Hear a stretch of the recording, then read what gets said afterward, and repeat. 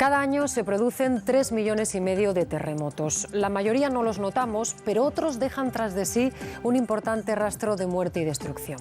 Hoy nos fijamos en el verano de 1999, en el que la Tierra tembló en 3 puntos muy distintos, y esto desató el temor entre la población. En el siguiente reportaje, Informe Semanal quiso conocer, a través de expertos, las causas y las consecuencias de estos fenómenos sísmicos, si pueden prevenirse y si nuestro país está amenazado. Todavía no se habían producido los seísmos de Lorca, en Murcia, en los que murieron 8 personas, pero ya se apuntaba a que la zona era propensa a sufrir este tipo de fenómenos. Estas son las claves.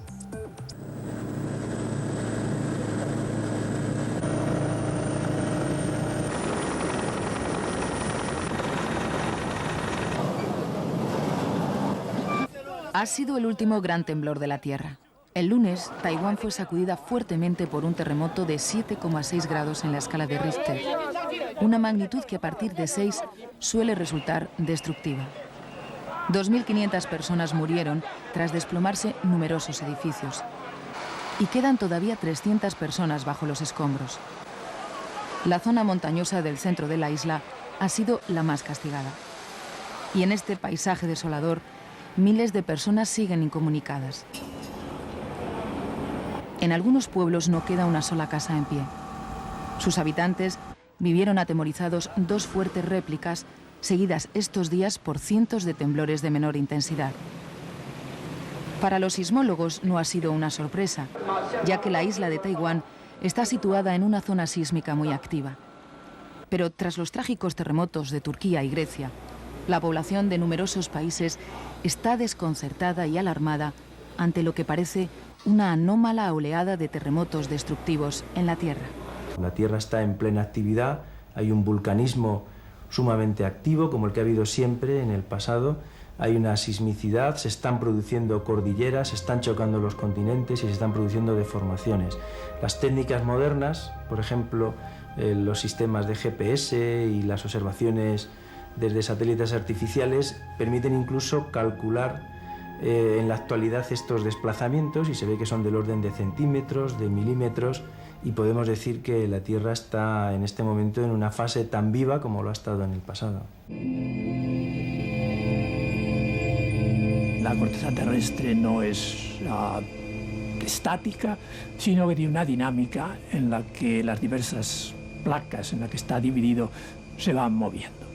Y ese movimiento se va haciendo deformaciones sobre la corteza, y finalmente, como la corteza no puede aguantar esos esfuerzos, termina rompiéndose. Si se rompe un tamaño pequeño, es un terremoto pequeño. Si se rompe un tamaño muy grande, es un terremoto muy grande.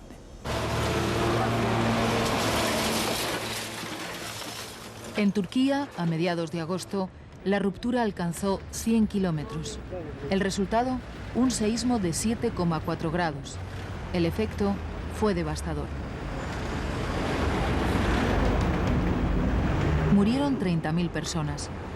Fue imposible rescatarlas con vida bajo estas montañas de escombros.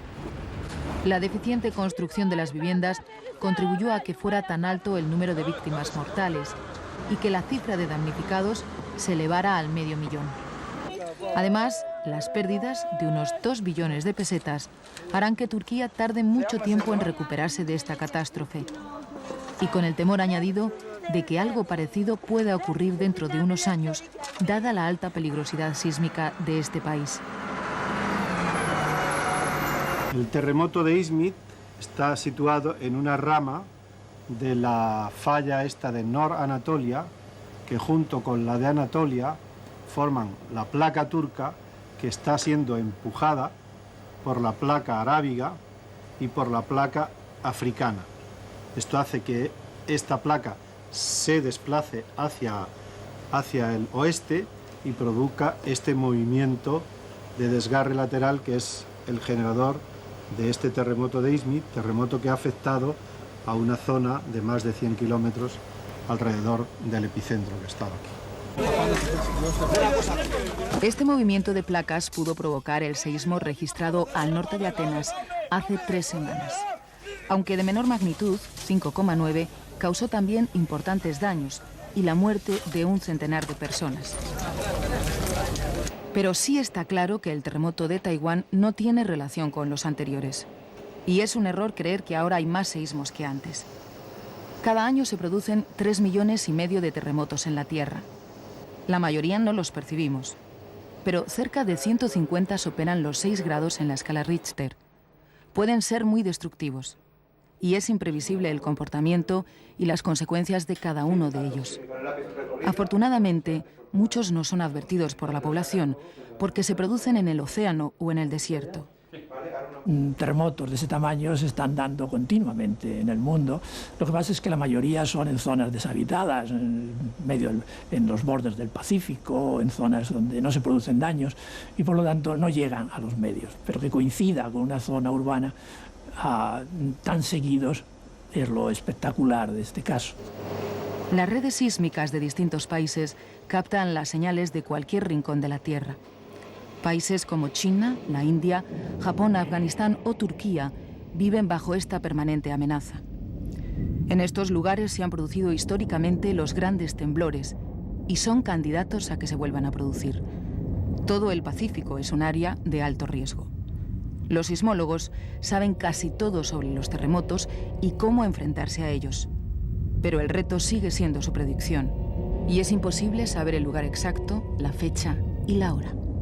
En predicción lo que se quiere conocer no es que va a haber otro terremoto, que eso sí lo sabemos, en una determinada zona, sino cuándo va a haber el grande, el que nos preocupa por la seguridad.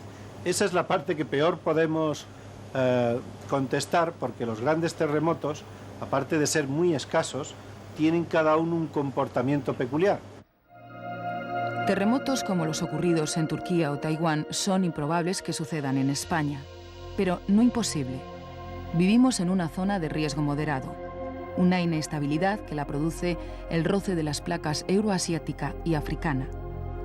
Las zonas más sensibles son Granada, Málaga, Almería, Alicante y Murcia. En febrero de este año, esta región sufrió uno de los temblores más importantes de este siglo en nuestro país. Su magnitud fue de 5,2 grados y se sintió en otras 7 provincias. El terremoto sembró el pánico en Murcia, especialmente en Mula, la zona más afectada. Numerosos vecinos pasaron la noche fuera de su casa ante el temor de un nuevo temblor. Algunos edificios quedaron semiderruidos y la mitad de las casas de la comarca dañadas con grietas y desperfectos en su estructura. Un terremoto moderado, ¿qué efectos tendría? Es muy difícil decirlo. Lo que sí tenemos es algún indicio con experiencias recientes. Hemos tenido recientemente terremotos, por ejemplo, en la zona del poniente almeriense en el año 93 y 94, que no han superado la magnitud 5 y han dado incluso problemas de daños estructurales en estructuras de hormigón, lo cual desde luego es inadmisible. Un terremoto de esa magnitud no puede causar daño en estructuras modernas. Si lo ha causado es porque hay algún defecto. Y más recientemente el terremoto de Mula en Murcia también ha causado daños con una magnitud muy poco superior a 5. Esto nos debe poner sobre aviso de que por lo menos algo hay que no está bien. En España, según las estadísticas, se produce un seísmo fuerte cada siglo. El último gran terremoto destructivo se produjo en la Navidad de 1884, en Arenas del Rey, en Granada. 1000 personas murieron y no quedó una sola casa en pie. Enfrente, a medio kilómetro, se construyó a principios de siglo un nuevo pueblo. Aquel terremoto también provocó daños en Alhama de Granada y otras poblaciones cercanas. Ahora, los edificios no se pueden construir sin cumplir una serie de medidas de seguridad en previsión de eventuales terremotos. Estas medidas varían en función del riesgo sísmico del lugar. En la provincia de Granada, las normas sismorresistentes son más exigentes. Obliga que las construcciones, pues en principio tengan una armadura mayor en las estructuras y las vigas, tanto las vigas como pilares, pues poseen una dimensión y armado superior al resto de zonas. El diseño de los edificios queda muy condicionado por los terremotos. Este centro politécnico, que albergará la Escuela de Ingenieros de Caminos de Granada, ha sido concebido buscando la sencillez y la simetría de las masas. Este cubo necesita que sus estructuras estén muy reforzadas. 98 kilos de acero por metro cuadrado. Un edificio antisísmico normal tendría 20. Lo lógico es construir elementos, los verticales, muy robustos para que sean capaces de absorber esos empujes, o muy flexibles para que también los absorba. Por lo tanto, los elementos verticales, como se ven en este edificio, tienen unas secciones muy importantes, son muy robustos. Tenemos unas pantallas de esquina muy robustas con armaduras de grandes diámetros. Las 13 estaciones sísmicas del Instituto Andaluz de Geofísica registran cada año 20.000 movimientos sísmicos en la región, pero sus habitantes solo notan 20. Las posibilidades de un gran terremoto son lejanas y pasan generaciones sin conocer este fenómeno. Pero aún así, los sismólogos creen que en zonas de riesgo como esta hay que ser rigurosos en las edificaciones, incluso aunque el riesgo sea moderado. Y aunque los terremotos afortunadamente no son muy probables, cuando ocurre uno, los daños son enormes, tanto en términos de vidas humanas como en términos económicos. Incluso económicamente compensa prevenir.